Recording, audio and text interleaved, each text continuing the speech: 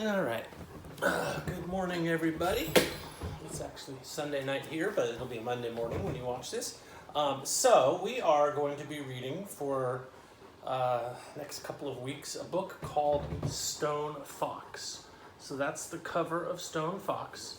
And I'm going to be reading to you chapter 1, and then we'll be talking about it in our reading block later today.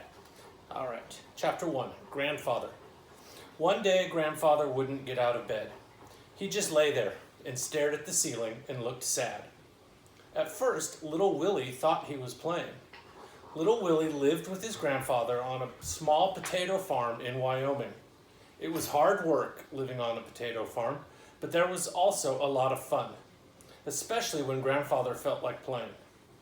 Like the time Grandfather dressed up as the Scarecrow out in the garden. It took little Willie an hour to catch on. Boy, did they laugh. Grandfather laughed so hard he cried. And when he cried, his beard filled up with tears. Grandfather always got up real early in the morning. So early that it was still dark outside. He would make a fire. Then he would make breakfast and call little Willie. "Hurry up, or you'll be eating with the chickens," he would say. Then he would throw his head back and laugh. Once, little Willie went back to sleep. When he woke up, he found his plate out in the chicken coop. It was picked clean. He never slept late again after that. That is, until this morning. For some reason, Grandfather had forgotten to call him. That's when little Willie discovered that Grandfather was still in bed. There could only be one explanation. Grandfather was playing. It was another trick. Or was it? "Get up, Grandfather," little Willie said. "I don't want to play anymore." But Grandfather didn't answer. Little Willie ran out of the house. A dog was sleeping on the front porch. "Come on, Searchlight," little Willie cried out. The dog jumped to its feet, and together they ran off down the road. Searchlight was a big black dog. She had a white spot on her forehead the size of a silver dollar. She was an old dog, actually born on the same day as little Willie, which was over 10 years ago. A mile down the road, they came to a small log cabin surrounded by tall trees. Doc Smith was sitting in a rocking chair under one of the trees, reading a book. "Doc Smith," little Willie called out. He was out of breath. "Come quick." "What seems to be the matter, Willie?" the doctor asked, continuing to read. Doc Smith had snow-white hair and wore a long black dress. Her skin was tan and her face was covered with wrinkles. "Grandfather won't answer me," little Willie said. "Probably just another trick," Doc Smith replied.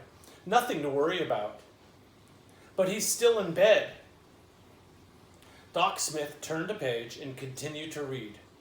"How late did you two stay up last night?" "We went to bed early, real early. No singing or music or anything." Doc Smith stopped reading.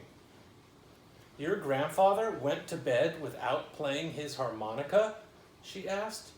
Little Willie nodded. Doc Smith shut her book and stood up. "Hitch up Rex for me, Willie," she said. "I'll get my bag." Rex was Doc Smith's horse.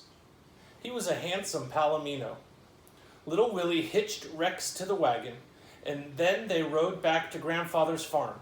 Searchlight ran on ahead, leading the way, and barking. Searchlight enjoyed a good run. Grandfather was just the same.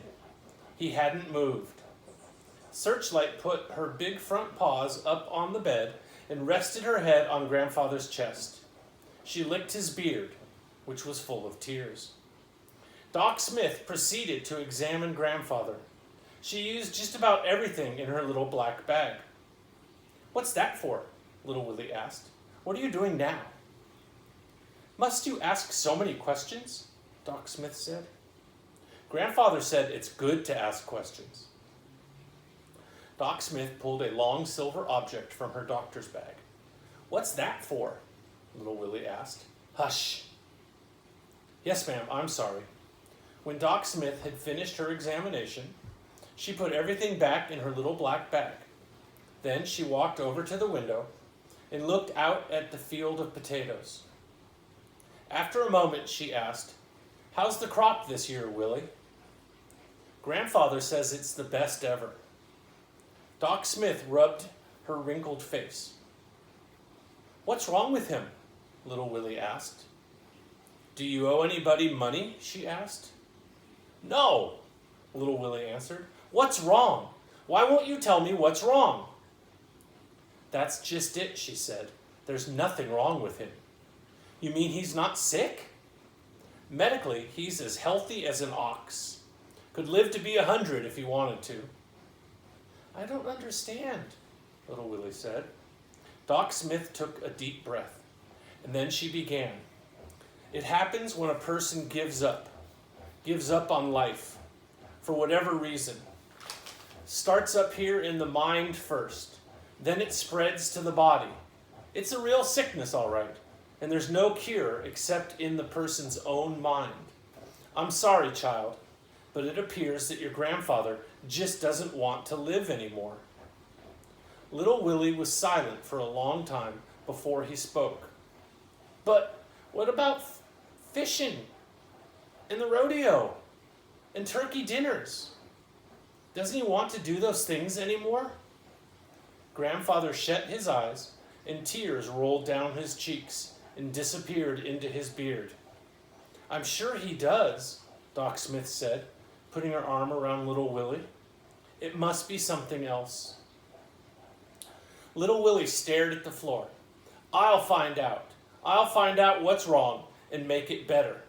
You'll see. I'll make Grandfather want to live again." And Searchlight barked loudly. Roof. All right, that is the end of chapter 1. See ya.